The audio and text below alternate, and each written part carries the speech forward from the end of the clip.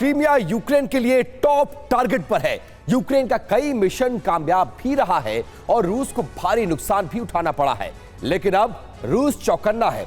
Air defence की तैनाती की वजह से यूक्रेन के ड्रोन अब नाकाम हो रहे हैं, इसलिए यूक्रेन ने एक बार फिर से सर्जिकल स्ट्राइक का फैसला कर लिया है। पिछले दिनों यूक्रेन का एक सीक्रेट मिशन सिटाडेल कामयाब रहा था, उसी तर्ज पर फिर से स्पेशल टीम बनाई गई है और क्रीमिया को दहलाने के लिए यूक्रेनी कमांडो रवाना कर दिए गए हैं। रूस के हर सर्विलांस सिस्टम को फिर से चकमा देने में यूक्रेनी फौज कामयाब रही, लेकिन एक गलती से पूरे प्लान पर पानी फिर गया। क्या कुछ हुआ इस स्पेशल रिपोर्ट में आपको दिखाते हैं।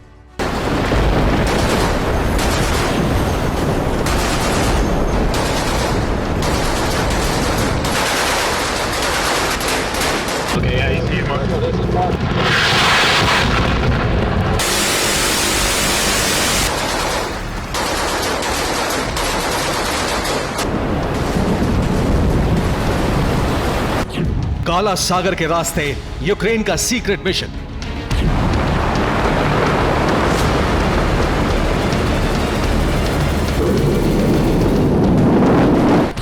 उफनती लहरों के बीच खामोशी से बढ़ते सैनिक।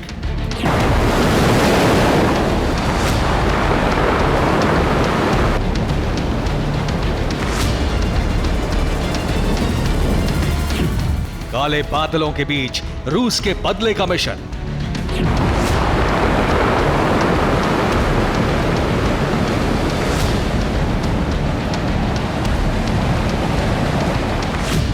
यूक्रेन की एक गलती और द एंड।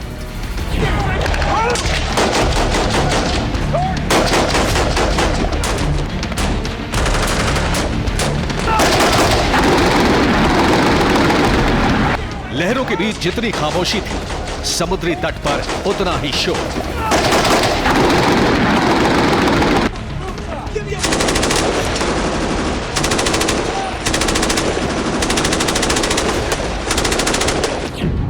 फरवरी दिन बुधवार, वक्त दोपहर 1 बजे। यूक्रेन के राष्ट्रपति ज़ेलेंस्की, आर्मी चीफ सायरस्की और यूक्रेनी आर्मी की 73वीं बटालियन के कमांडर्स की एक सीक्रेट बैठक हुई। इस बैठक के बाद ही यूक्रेन के कुछ चुनिंदा कमांडोज ने एक स्पेशल मिशन की तैयारी शुरू कर दी। 29 फरवरी दिन गुरुवार, वक्त रात 9 बजे।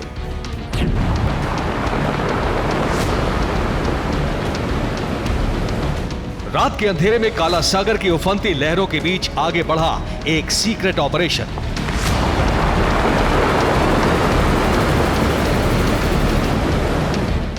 यूक्रेन के कमांडो स्पीड बोट में सवार थे।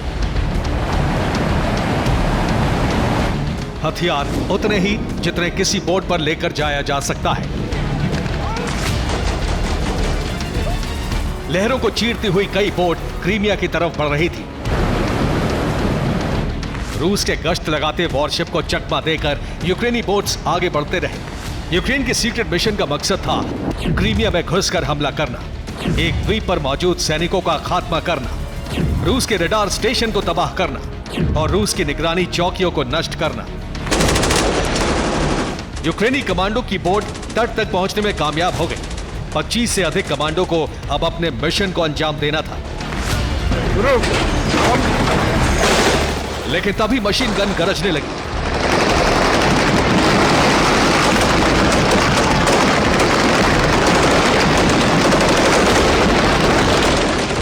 तट पर मौजूद रूस के जवानों ने यूक्रेनी टुकड़ी को देख लिया था।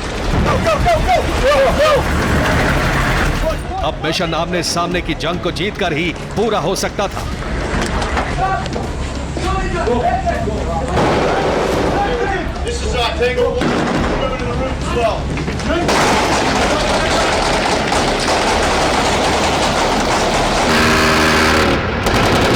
कुछ ही देर बाद आसमान में हेलीकॉप्टर्स पहुंच गए और यूक्रेनी कमांडो पर हवा से भी फायरिंग शुरू हो गई।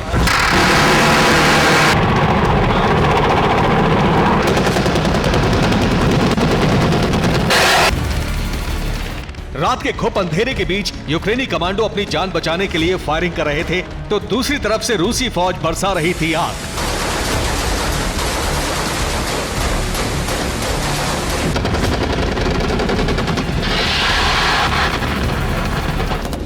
सिर्फ 26 commando, machine gun, hand grenade और रॉकेट लॉन्चर जैसे हथियार। यूक्रेनी जवानों के लिए मुकाबला बेहद कठिन था।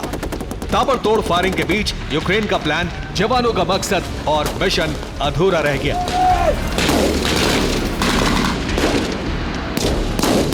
आगे क्या हुआ आपको बताते हैं।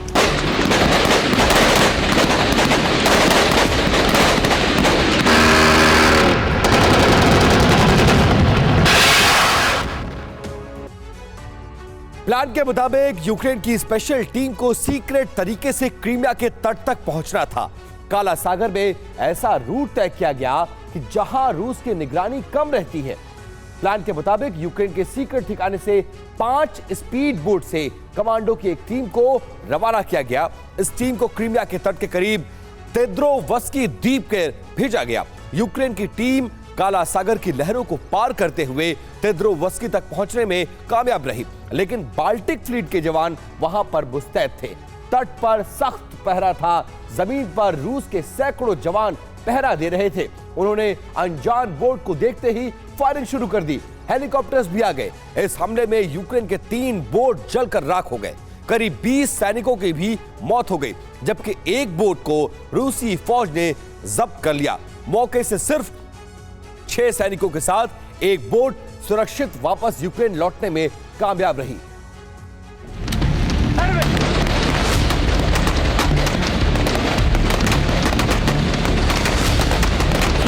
अब सवाल है कि आखिर इतनी बड़ी प्लानिंग नाकाम क्यों हो गई।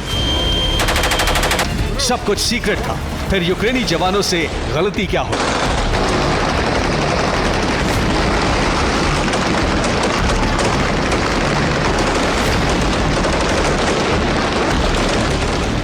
रिपोर्ट के मुताबिक अब तक यूक्रेन के तमाम मिशन तट की सीमा तक सीमित थे, लेकिन इस बार यूक्रेनी जवानों को जमीन पर आगे बढ़ना था। यूक्रेनी जवानों ने समुद्री सर्विलांस को चकमा दिया, लेकिन क्रीमिया में तैनात पैदल सेना को भूल गए। क्रीमिया की घेराबंदी को लेकर लापरवाही बरती गई।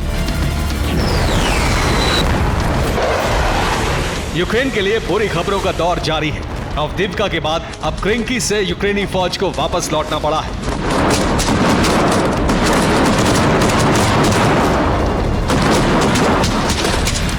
रूस ने दावा किया है कि खेरसोन के क्रिंकी गांव को पूरी तरह खाली करा लिया गया है।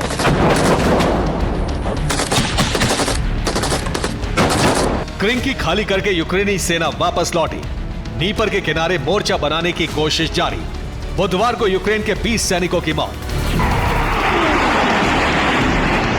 अवदिव्का में एक बार फिर जंग शुरू हो गई है। यूक्रेन को इस इलाके में फिर भारी नुकसान उठाना पड़ा है। रूस ने दावा किया है कि सिर्फ गुरुवार को ही यूक्रेन के करीब 500 सैनिकों की मौत हो गई और 7 टैंक नष्ट कर दिए गए। सुमी में रूस ने 10 इलाकों पर हमला किया। डोनेस्क में रूस के हवाई हमले से यूक्रेन को भारी नुकसान उठाना पड़ा है। 24 घंटे में डोनेस्क में यूक्रेन के 600 सैनिकों की मौत हुई है। लेपर्ड टैंकों को नष्ट करने के बाद अब रूस के टारगेट पर अमेरिकी ब्रैडली फाइटिंग आर्मर्ड व्हीकल्स हैं। रूस का दावा है कि यूक्रेन में मौजूद ज्यादातर ब्रैडली को भस्म कर दिया गया है। रिपोर्ट के मुताबिक रूस के हमले में यूक्रेन 68 ब्रैडली वाहनों को खो चुका है। अमेरिका से यूक्रेन को करीब 180 ब्रैडली की सप्लाई की गई थी। यूक्रेन जंग में करीब 120 ब्रैडली का इस्तेमाल कर रहा है। यूक्रेन में मची तबाही के बीच यूक्रेन को हथियारों की सप्लाई करने की कवायद तेज है। फ्रांस ने यूक्रेन को 100 ड्रोन देने का भरोसा दिया है, जबकि फ्रांस एयर बम की भी सप्लाई करेगा। फ्रांस की दलील है कि यूक्रेन को इस वक्त फाइटर जेट से अधिक एयर बम की जरूरत है, लेकिन यूक्रेन फ्रांस से मिराज 2000 की मांग कर रहा है। यूक्रेन को F-16 विमानों की खेप जल्द मिलने वाली है। दूसरी तरफ मिराज 2000 के आने से यूक्रेन की हवाई ताकत में और इजाफा होगा।